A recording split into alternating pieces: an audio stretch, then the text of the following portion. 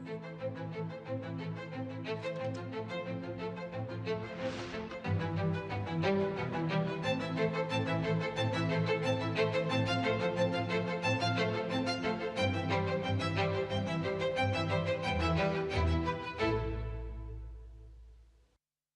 प्यारे देशवासियों, नमस्कार।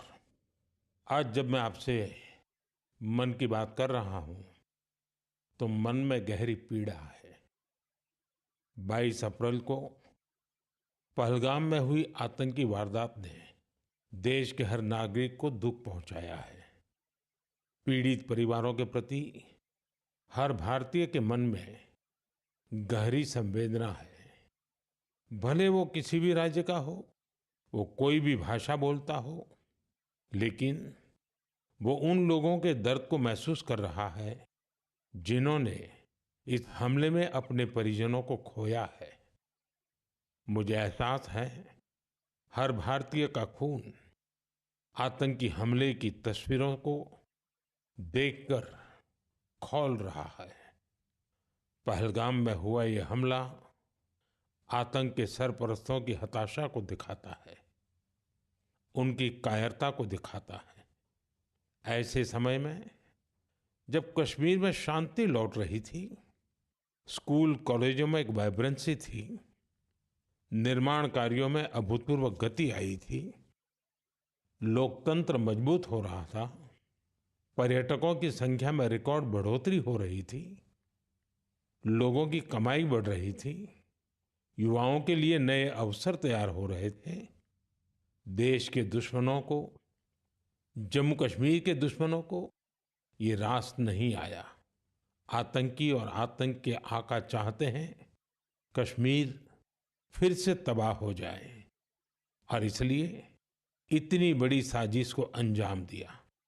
आतंकवाद के खिलाफ इस युद्ध में देश की एकता, 140 करोड़ भारतीयों की एकजुटता हमारी सबसे बड़ी ताकत है।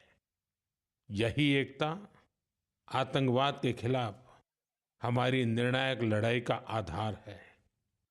हमें देश के सामने आई इस चुनौती का सामना करने के लिए अपने संकल्पों को मजबूत करना है। हमें एक राष्ट्र के रूप में दृढ़ इच्छा शक्ति का प्रदर्शन करना है। आज दुनिया देख रही है, इस आतंकी हमले के बाद पूरा देश एक स्वर में बोल रहा है। साथियों, भारत के हम लोगों में जो आक्रोश है, वो आक्रोश पूरी दुनिया में है। इस आतंकी हमले के बाद लगातार दुनिया भर से संवेदनाएं आ रही हैं। मुझे भी ग्लोबल लीडर्स ने फोन किए हैं, पत्र लिखे हैं, संदेश भेजे हैं। इस जघन्य तरीके से किए गए आतंकी हमले की सबने कठोर निंदा की है। उन्होंने मृतकों के परिवारजनों के प्रति संवेदनाएं प्रकट की है। पूरा विश्व आतंकवाद के खिलाफ हमारी लड़ाई में 140 करोड़ भारतीयों के साथ खड़ा है। मैं पीड़ित परिवारों को फिर भरोसा देता हूं, उन्हें न्याय मिलेगा, न्याय मिलकर रहेगा। इस हमले के दोषियों और साजिश रचने वालों को कठोरतम जवाब दिया जाएगा। साथियों, 2 दिन पहले हमने देश के महान वैज्ञानिक डॉक्टर के कस्तूरीरंगन जी को खो दिया है। जब भी कस्तूरीरंगन जी से मुलाकात हुई, हम भारत के युवाओं के टैलेंट, आधुनिक शिक्षा, स्पेस साइंस, ऐसे विषयों पर काफी चर्चा करते थे। विज्ञान, शिक्षा और भारत के अंतरिक्ष कार्यक्रम को नई ऊंचाई देने में उनके योगदान को हमेशा याद किया जाएगा। उनके नेतृत्व में इसरो को एक नई पहचान मिली। उनके मार्गदर्शन में जो स्पेस प्रोग्राम आगे बढ़े, उससे भारत के प्रयासों को ग्लोबल मान्यता मिली। आज भारत जिन सैटेलाइट्स का उपयोग करता है, उनमें से कई डॉक्टर कस्तूरीरंगन की देखरेख में ही लॉन्च की गई थी। उनके व्यक्तित्व की एक और बात बहुत खास थी, जिससे युवा पीढ़ी उनसे सीख सकती है। उन्होंने हमेशा इनोवेशन को महत्व दिया। कुछ नया सीखने, जानने और नया करने का विजन बहुत प्रेरित करने वाला है। डॉक्टर के कस्तूरीरंगन जी ने देश की नई राष्ट्रीय शिक्षा नीति तैयार करने में भी बहुत बड़ी भूमिका निभाई थी। डॉक्टर कस्तूरीरंगन 21वीं सदी की आधुनिक जरूरतों के मुताबिक फॉरवर्ड लुकिंग एजुकेशन का विचार लेकर आए थे। देश की निस्वार्थ सेवा और राष्ट्र निर्माण में उनके योगदान को हमेशा याद किया जाएगा। मैं डॉक्टर के कस्तूरीरंगन जी को विनम्र भाव से श्रद्धांजलि अर्पित करता हूं। मेरे प्यारे देशवासियों, इसी महीने अप्रैल में आर्यभट्ट सैटेलाइट की लॉन्चिंग के 50 वर्ष पूरे हुए हैं। आज जब हम पीछे मुड़कर देखते हैं, 50 वर्षों की इस यात्रा को याद करते हैं, तो लगता है हमने कितनी लंबी दूरी तय की है। अंतरिक्ष में भारत के सपनों की ये उड़ान एक समय केवल हौसलों से शुरू हुई थी। राष्ट्र के लिए कुछ कर गुजरने का जज्बा पाले कुछ युवा वैज्ञानिक, उनके पास न तो आज जैसे आधुनिक संसाधन थे, न ही दुनिया की टेक्नोलॉजी तक वैसी पहुंच थी। अगर कुछ था तो वो था प्रतिभा, लगन, मेहनत और देश के लिए कुछ करने का जज्बा। बैलगाड़ियों और साइकिलों पर क्रिटिकल इक्विपमेंट को खुद लेकर जाते हमारे वैज्ञानिकों की तस्वीरों को आपने भी देखा होगा। उसी लगन और राष्ट्र सेवा की भावना का नतीजा है कि आज इतना कुछ बदल गया है। आज भारत एक ग्लोबल स्पेस पावर बन चुका है। हमने एक साथ 104 सैटेलाइट का लॉन्च करके रिकॉर्ड बनाया है। हम चंद्रमा के साउथ पोल पर पहुंचने वाले पहले देश बने हैं। भारत ने मार्स ऑर्बिटर मिशन लॉन्च किया है और हम आदित्य L1 मिशन के जरिए सूरज के काफी करीब तक पहुंचे हैं। आज भारत पूरी दुनिया में सबसे ज्यादा कॉस्ट इफेक्टिव लेकिन सक्सेसफुल स्पेस प्रोग्राम का नेतृत्व कर रहा है। दुनिया के कई देश अपनी सैटेलाइट्स और स्पेस मिशन के लिए इसरो की मदद लेते हैं। साथियों, हम जब इसरो द्वारा किसी सैटेलाइट का लॉन्च देखते हैं तो हम गर्व से भर जाते हैं। ऐसी ही अनुभूति मुझे तब हुई जब मैं 2014 में PSLV C-23 की लॉन्चिंग का साक्षी बना था। 2019 में चंद्रयान-2 की लैंडिंग के दौरान भी मैं बेंगलुरु के इसरो सेंटर में मौजूद था। उस समय चंद्रयान को वो अपेक्षित सफलता नहीं मिली थी। तब वैज्ञानिकों के लिए वो बहुत मुश्किल घड़ी थी, लेकिन मैं अपनी आंखों से वैज्ञानिकों के धैर्य और कुछ कर गुजरने का जज्बा भी देख रहा था। और कुछ साल बाद पूरी दुनिया ने भी देखा कैसे उन्हीं वैज्ञानिकों ने चंद्रयान-3 को सफल करके दिखाया। साथियों, अब भारत ने अपने स्पेस सेक्टर को प्राइवेट सेक्टर के लिए भी ओपन कर दिया है। आज बहुत से युवा स्पेस स्टार्टअप में नए झंडे लहरा रहे हैं। 10 साल पहले इस क्षेत्र में सिर्फ एक कंपनी थी, लेकिन आज देश में 350 से ज्यादा स्पेस स्टार्टअप काम कर रहे हैं। आने वाला समय स्पेस में बहुत सारी नई संभावनाएं लेकर आ रहा है। भारत नई ऊंचाइयों को छूने वाला है। देश गगनयान, स्पेडेक्स और चंद्रयान-4 जैसे कई अहम मिशन की तैयारियों में जुटा है। हम वीनस ऑर्बिटर मिशन और मार्स लैंडर मिशन पर भी काम कर रहे हैं। हमारे स्पेस साइंटिस्ट अपने इनोवेशन से देशवासियों को नए गर्व से भरने वाले हैं। साथियों, पिछले महीने म्यांमार में आए भूकंप की खौफनाक तस्वीरें आपने जरूर देखी होगी। भूकंप से वहां बहुत बड़ी तबाही आई। मलबे में फंसे लोगों के लिए एक एक सांस, एक एक पल कीमती था। इसलिए भारत ने म्यांमार के हमारे भाई बहनों के लिए तुरंत ऑपरेशन ब्रह्मा शुरू किया। एयरफोर्स के एयरक्राफ्ट से लेकर नेवी के शिप्स तक म्यांमार की मदद के लिए रवाना हो गए। वहां भारतीय टीम ने एक फील्ड हॉस्पिटल तैयार किया। इंजीनियरों की एक टीम ने अहम इमारतों और इंफ्रास्ट्रक्चर्स को हुए नुकसान का आकलन करने में मदद की। भारतीय टीम ने वहां कंबल, टेंट, स्लीपिंग बैग, दवाइयां, खाने पीने के सामान के साथ ही और भी बहुत सारी चीजों की सप्लाई की। इस दौरान भारतीय टीम को वहां के लोगों से बहुत सारी तारीफ भी मिली। साथियों, इस संकट में साहस, धैर्य और सूझबूझ के कई दिल छू जाने वाले उदाहरण सामने आए। भारत की टीम ने 70 वर्ष से ज्यादा उम्र की एक बुजुर्ग महिला को बचाया, जो मलबे में 18 घंटों से दबी हुई थी। जो लोग अभी टीवी पर मन की बात देख रहे हैं, उन्हें उस बुजुर्ग महिला का चेहरा भी दिख रहा होगा। भारत से गई टीम ने उनके ऑक्सीजन लेवल को स्टेबल करने से लेकर फ्रैक्चर के ट्रीटमेंट तक इलाज की हर सुविधा उपलब्ध कराई। जब इस बुजुर्ग महिला को अस्पताल से छुट्टी मिली तो उन्होंने हमारी टीम का बहुत आभार जताया। वो बोली कि भारतीय बचाव दल की वजह से उन्हें नया जीवन मिला है। बहुत से लोगों ने हमारी टीम को बताया कि उनकी वजह से वो अपने दोस्तों और रिश्तेदारों को ढूंढ पाए। साथियों, भूकंप के बाद म्यांमार में मांडले की एक मॉनेस्ट्री में भी कई लोगों के फंसे होने की आशंका थी। हमारे साथियों ने यहां भी राहत और बचाव अभियान चलाया।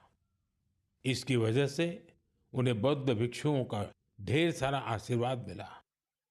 हमें ऑपरेशन ब्रह्मा में हिस्सा लेने वाले सभी लोगों पर बहुत गर्व है। हमारी परंपरा है, हमारे संस्कार है, वसुधैव कुटुंबकम की भावना। पूरी दुनिया एक परिवार है।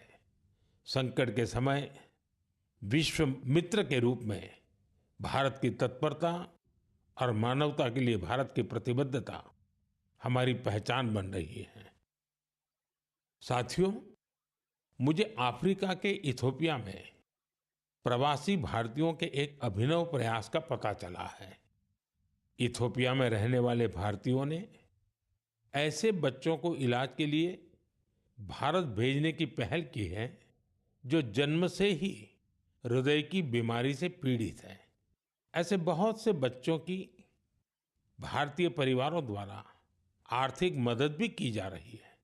अगर किसी बच्चे का परिवार पैसे की वजह से भारत आने में असमर्थ है तो इसका भी इंतजाम हमारे भारतीय भाई बहन कर रहे हैं। कोशिश ये है कि गंभीर बीमारी से जूझ रहे इथियोपिया के हर जरूरतमंद बच्चे को बेहतर इलाज मिले। प्रवासी भारतीयों के इस नेक कार्य को इथियोपिया में भरपूर सराहना मिल रही है। आप जानते हैं कि भारत में मेडिकल सुविधाएं लगातार बेहतर हो रही है। इसका लाभ दूसरे देश के नागरिक भी उठा रहे हैं। साथियों, कुछ ही दिन पहले भारत ने अफगानिस्तान के लोगों के लिए बड़ी मात्रा में वैक्सीन भी भेजी है। ये vaccine rabies, tetanus, hepatitis B और इन्फ्लुएंजा जैसी खतरनाक बीमारियों से बचाव में काम आएगी। भारत ने इसी हफ्ते नेपाल के आग्रह पर वहां दवाइयां और वैक्सीन की बड़ी खेप भेजी है। इनसे थैलेसीमिया और सिकल सेल डिसीज के मरीजों को बेहतर इलाज सुनिश्चित होगा। जब भी मानवता की सेवा की बात आती है तो भारत हमेशा इसमें आगे रहता है और भविष्य में भी ऐसी हर जरूरत में हमेशा आगे रहेगा। साथियों, अभी हम डिजास्टर मैनेजमेंट की बात कर रहे थे। और किसी भी प्राकृतिक आपदा से निपटने में बहुत अहम होती है आपकी अलर्टनेस, आपका सचेत रहना। इस अलर्टनेस में अब आपको अपने मोबाइल के एक स्पेशल ऐप से मदद मिल सकती है। ये ऐप आपको किसी प्राकृतिक आपदा में फंसने से बचा सकते हैं और इसका नाम भी है सचेत। सचेत ऐप भारत की नेशनल डिजास्टर मैनेजमेंट अथॉरिटी ने तैयार किया है। बाढ़, साइक्लोन, लैंडस्लाइड, सुनामी, जंगलों की आग, हिमस्खलन, आंधी, तूफान या फिर बिजली गिरने जैसी आपदाएं हो, सचेत ऐप आपको हर प्रकार से इन्फॉर्म और प्रोटेक्टेड रखने का प्रयास करता है। इस ऐप के माध्यम से आप मौसम विभाग से जुड़े अपडेट्स प्राप्त कर सकते हैं। खास बात यह है कि सचेत ऐप क्षेत्रीय भाषाओं में भी कई सारी जानकारियां उपलब्ध कराता है। इस ऐप का आप भी फायदा उठाएं और अपने अनुभव हमसे जरूर साझा करें। मेरे प्यारे देशवासियों, आज हम पूरी दुनिया में भारत के टैलेंट की तारीफ होते देखते हैं। भारत के युवाओं ने भारत के प्रति दुनिया का नजरिया बदल दिया है और किसी भी देश के युवा की रुचि किस तरफ है, किधर है, उससे पता चलता है कि देश का भविष्य कैसा होगा। आज भारत का युवा साइंस, टेक्नोलॉजी और इनोवेशन की ओर बढ़ रहा है। ऐसे इलाके जिनकी पहचान पहले पिछड़ेपन और दूसरे कारणों से होती थी, वहां भी युवाओं ने ऐसे उदाहरण प्रस्तुत किए हैं जो हमें नया विश्वास देते हैं। छत्तीसगढ़ के दंतेवाड़ा का विज्ञान केंद्र आजकल सबका ध्यान खींच रहा है। कुछ समय पहले तक दंतेवाड़ा का नाम केवल हिंसा और अशांति के लिए जाना जाता था, लेकिन अब वहां एक साइंस सेंटर बच्चों और उनके माता-पिता के लिए उम्मीद की नई किरण बन गया है। इस साइंस सेंटर में जाना बच्चों को खूब पसंद आ रहा है। वे अब नई नई मशीनें बनाने से लेकर टेक्नोलॉजी का उपयोग करके नए प्रोडक्ट्स बनाना सीख रहे हैं। उन्हें 3D प्रिंटर्स और रोबोटिक कारों के साथ ही दूसरी इनोवेटिव चीजों के बारे में जानने का मौका मिला है। अभी कुछ समय पहले मैंने गुजरात साइंस सिटी में भी साइंस गैलरीज का उद्घाटन किया था। इन गैलरीज से ये झलक मिलती है कि आधुनिक विज्ञान का पोटेंशियल क्या है, विज्ञान हमारे लिए कितना कुछ कर सकता है। मुझे जानकारी मिली है कि इन गैलरीज को लेकर वहां बच्चों में बहुत उत्साह है। साइंस और इनोवेशन के प्रति ये बढ़ता आकर्षण जरूर भारत को नई ऊंचाई पर ले जाएगा। मेरे प्यारे देशवासियों, हमारे देश की सबसे बड़ी ताकत हमारे 140 करोड़ नागरिक हैं। उनका सामर्थ्य है, उनकी इच्छा शक्ति है।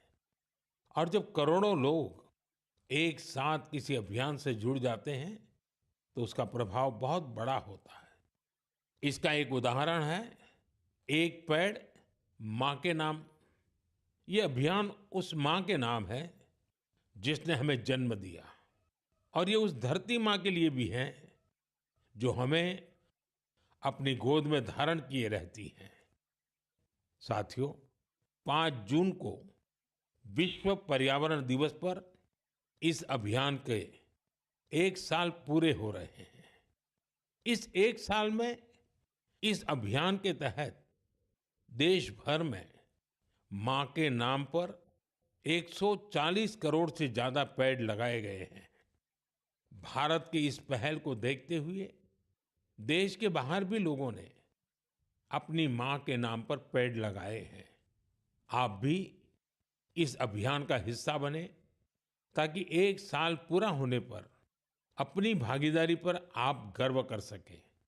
साथियों, पेड़ों से शीतलता मिलती है, पेड़ों की छांव में गर्मी से राहत मिलती है, ये हम सब जानते हैं।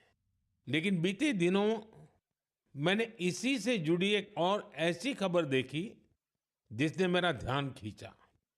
गुजरात के अहमदाबाद शहर में पिछले कुछ वर्षों में 70 लाख से ज्यादा पेड़ लगाए गए हैं। इन पेड़ों ने अहमदाबाद में ग्रीन एरिया काफी बढ़ा दिया है। इसके साथ साथ साबरमती नदी पर रिवर फ्रंट बनने से और कांकरिया झील जैसे कुछ झीलों के पुनर्निर्माण से यहाँ वाटर बॉडीज की संख्या भी बढ़ गई है। अब न्यूज़ रिपोर्ट्स कहती हैं कि बीते कुछ वर्षों में अहमदाबाद ग्लोबल वार्मिंग से लड़ाई लड़ने वाला प्रमुख शहरों में से एक हो गया है। इस बदलाव को, वातावरण में आई शीतलता को वहाँ के लोग भी महसूस कर रहे हैं। अहमदाबाद में लगे पेड़ वहाँ नई खुशहाली लाने की वजह बन रहे हैं। मेरा आप सबसे फिर आग्रह है कि धरती की सेहत ठीक रखने के लिए, क्लाइमेट चेंज की चुनौतियों से निपटने के लिए और अपने बच्चों का भविष्य सुरक्षित करने के लिए पेड़ जरूर लगाएं। एक पेड़ मां के नाम। साथियों, एक बड़ी पुरानी कहावत है, जहां चाह वहां राह। जब हम कुछ नया करने की ठान लेते हैं तो मंजिल भी जरूर मिलती है। आपने पहाड़ों में उगने वाले सेब तो खूब खाए होंगे, लेकिन अगर मैं पूछूं कि क्या आपने कर्नाटका के सेब का स्वाद चाखा है, तो आप हैरान हो जाएंगे। आमतौर पर हम समझते हैं कि सेब की पैदावार पहाड़ों में ही होती है, लेकिन कर्नाटका के बागलकोट में रहने वाले श्री शैल तेली जी ने मैदानों में सेब उगा दिया है। उनके कुलाली गांव में 35 डिग्री से ज्यादा तापमान में भी सेब के पेड़ फल देने लगे। दरअसल श्रीशैल तेली को खेती का शौक था, तो उन्होंने सेब की खेती को भी आजमाने की कोशिश की और उन्हें इसमें सफलता भी मिल गई। आज उनके लगाए सेब के पेड़ों पर काफी मात्रा में सेब उगते हैं, जिसे बेचने से उन्हें अच्छी कमाई भी हो रही है।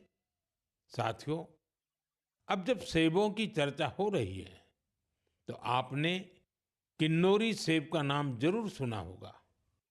सेब के लिए मशहूर किन्नौर में केसर का उत्पादन होने लगा है। आमतौर पर हिमाचल में केसर की खेती कम ही होती थी, लेकिन अब किन्नौर की खूबसूरत सांगला घाटी में भी केसर की खेती होने लगी। ऐसा ही एक उदाहरण केरला के वायनाड का है। यहाँ भी केसर उगाने में सफलता मिली और वायनाड में ये केसर किसी खेत या मिट्टी में नहीं, बल्कि एरोपोनिक्स टेक्निक से उगाए जा रहे हैं। कुछ ऐसा ही हैरत भरा काम लीची की पैदावार के साथ हुआ है। हम तो सुनते आ रहे थे कि लीची बिहार, पश्चिम बंगाल या झारखंड में उगती है, लेकिन अब लीची का उत्पादन दक्षिण भारत और राजस्थान में भी हो रहा है। तमिलनाडु के थिरुविरा अरासू कॉफी की खेती करते थे। कोडाईकनाल में उन्होंने लीची के पेड़ लगाए और उनकी 7 साल की मेहनत के बाद अब उन पेड़ों पर फल आने लगे। लीची उगाने में मिली सफलता ने आसपास के दूसरे किसानों को भी प्रेरित किया है। राजस्थान में जितेंद्र सिंह राणावत को लीची उगाने में सफलता मिली है। ये सभी उदाहरण बहुत प्रेरित करने वाले हैं। अगर हम कुछ नया करने का इरादा कर लें और मुश्किलों के बावजूद डटे रहें, तो असंभव को भी संभव किया जा सकता है। मेरे प्यारे देशवासियों, आज अप्रैल का आखिरी रविवार है। कुछ ही दिनों में मई का महीना शुरू हो रहा है। मैं आपको आज से करीब 108 साल पहले लेकर चलता हूं। साल 1917। अप्रैल और मई के यही 2 महीने देश में आजादी की एक अनोखी लड़ाई लड़ी जा रही थी। अंग्रेजों के अत्याचार उफान पर थे। गरीबों, वंचितों और किसानों का शोषण अमानवीय स्तर को भी पार कर चुका था। बिहार की उपजाऊ धरती पर ये अंग्रेज किसानों को नील की खेती के लिए मजबूर कर रहे थे। नील की खेती से किसानों के खेत बंजर हो रहे थे, लेकिन अंग्रेजी हुकूमत को इससे कोई मतलब नहीं था। ऐसे हालात में 1917 में गांधी जी बिहार के चंपारण पहुंचे हैं। किसानों ने गांधी जी को बताया, हमारी जमीन मर रही है, खाने के लिए अनाज नहीं मिल रहा है। लाखों किसानों की उस पीड़ा से गांधी जी के मन में एक संकल्प उठा। वहीं से चंपारण का ऐतिहासिक सत्याग्रह शुरू हुआ। चंपारण सत्याग्रह ये बापू द्वारा भारत में पहला बड़ा प्रयोग था। बापू के सत्याग्रह से पूरी अंग्रेज हुकूमत हिल गई। अंग्रेजों को नील की खेती के लिए किसानों को मजबूर करने वाले कानून को स्थगित करना पड़ा। एक ऐसी जीत थी जिसने आजादी की लड़ाई में नया विश्वास फूंका। आप सब जानते होंगे, इस सत्याग्रह में बड़ा योगदान बिहार के एक और सपूत का भी था, जो आजादी के बाद देश के पहले राष्ट्रपति बने। वो महान विभूति थे डॉक्टर राजेंद्र प्रसाद। उन्होंने चंपारण सत्याग्रह पर एक किताब भी लिखी, सत्याग्रह इन चंपारण। ये किताब हर युवा को पढ़नी चाहिए। भाइयों बहनों, अप्रैल में ही स्वतंत्रता संग्राम की लड़ाई के कई और अमिट अध्याय जुड़े हुए हैं। अप्रैल की 6 तारीख को ही गांधी जी की दांडी यात्रा संपन्न हुई थी। 12 मार्च से शुरू होकर 24 दिनों तक चली इस यात्रा ने अंग्रेजों को झकझोर कर रख दिया था। अप्रैल में ही जलियांवाला बाग नरसंहार हुआ था। पंजाब की धरती पर इस रक्त रंजित इतिहास के निशान आज भी मौजूद है। साथियों, कुछ ही दिनों में 10 मई को प्रथम स्वतंत्रता संग्राम की वर्षगांठ भी आने वाली है। आजादी की उस पहली लड़ाई में जो चिंगारी उठी थी, वो आगे चलकर लाखों सेनानियों के लिए मशाल बन गई। अभी 26 अप्रैल को हमने 1857 की क्रांति के महान नायक बाबू वीर कुंवर सिंह जी की पुण्यतिथि भी मनाई है। बिहार के इन महान सेनानी से पूरे देश को प्रेरणा मिलती है। हमें ऐसे ही लाखों स्वतंत्रता सेनानियों की अमर प्रेरणाओं को जीवित रखना है। हमें उनसे जो ऊर्जा मिलती है, वो अमृतकाल के हमारे संकल्पों को नई मजबूती देती है। साथियों, मन की बात की इस लंबी यात्रा में आपने इस कार्यक्रम के साथ एक आत्मीय रिश्ता बना लिया है। देशवासी जो उपलब्धियां दूसरों से साझा करना चाहते हैं, उसे मन की बात के माध्यम से लोगों तक पहुंचाते हैं। अगले महीने हम फिर मिलकर देश की विविधताओं, गौरवशाली परंपराओं और नई उपलब्धियों की बात करेंगे। हम ऐसे लोगों के बारे में जानेंगे जो अपने समर्पण और सेवा भावना से समाज में बदलाव ला रहे हैं। हमेशा की तरह आप हमें अपने विचार और सुझाव भेजते रहिए। धन्यवाद। नमस्कार।